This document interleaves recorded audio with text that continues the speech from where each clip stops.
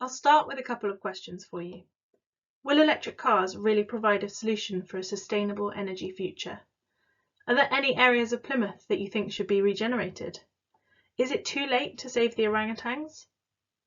Hello, I'm Mrs. Husband, and I'll be talking to you today about why you should take GCSE Geography at Coombe.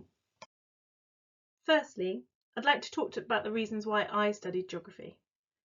Geography is nationwide one of the most popular option choices at GCSE. Geography is not only up-to-date and relevant, but is one of the most exciting, adventurous and valuable subjects to study at GCSE level. It's so important, in fact, that the Guardian newspaper in 2015 named geography as a must-have A-level, and it has been listed as the most interdisciplinary subject by some of the world's top universities.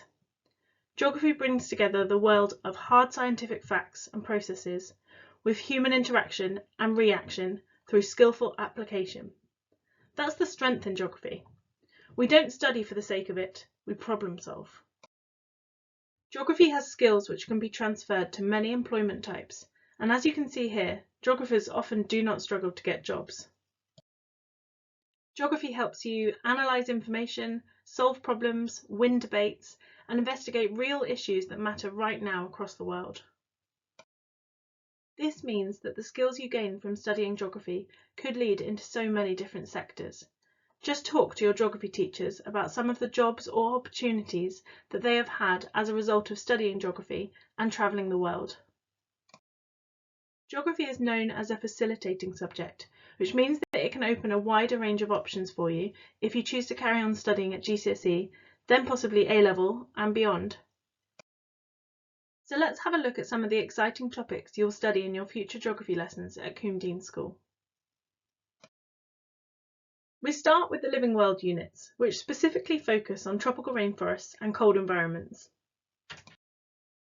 The Changing Economic World unit then looks at globalisation, technology, and how and why some countries are more developed than others. We then look at the challenge of natural hazards, including how they're caused, how people respond, and what we can do to stop them hurting so many people in the future. Going back to human geography with urban issues and challenges helps us consider why cities are expanding worldwide and compares life in both Rio de Janeiro and Plymouth. Using that knowledge, we then complete urban fieldwork looking at regeneration and changing places. After this, we move back to the more physical aspects of geography, looking at both river and coastal processes. This explains all about how each of the incredible landscapes we're lucky enough to be surrounded by has been shaped over time, and how flooding and erosion can impact the people around them. We then apply our knowledge of coastal processes to another fieldwork at one of the amazing coastlines around the southwest. Lastly, we learn about resource management, specifically on solutions for producing more and consuming less energy, globally, nationally, and on a local or individual basis. So how is geography assessed? Geography is split into 3 exams: a physical geography exam for paper 1, a human exam for paper 2, and then fieldwork and decision making comes into paper 3. We'll do a lot of preparation for unit 3, which is great for those who don't like exams but love an argument. 12 weeks before the paper 3 exam, a resource booklet will be released. This booklet will contain information about a current and controversial geographical issue, which the exam is then based on. Before you go in, we have a strong idea about the content and possible questions that might come up. And at Coombe we're also really fortunate to have a number of teachers who mark for the exam boards, which will really help you with excellent exam technique. Help and support is always available. Your geography teachers at Coombe absolutely love our subject and are always happy for you to come and see us with any queries. So as I come to the end of my presentation, I'd just like to run through some frequently asked questions with you. Like many subjects, there is no longer any coursework in geography.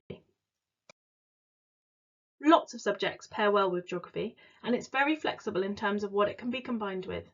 Geography really helps keep your options open. So what would we want as a perfect geography student?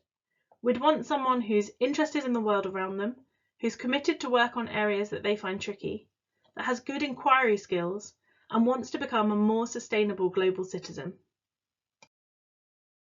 Ultimately, if you're not sure which subjects to choose, it's important to consider both the subjects that you're good at, but also, more importantly, that you really enjoy.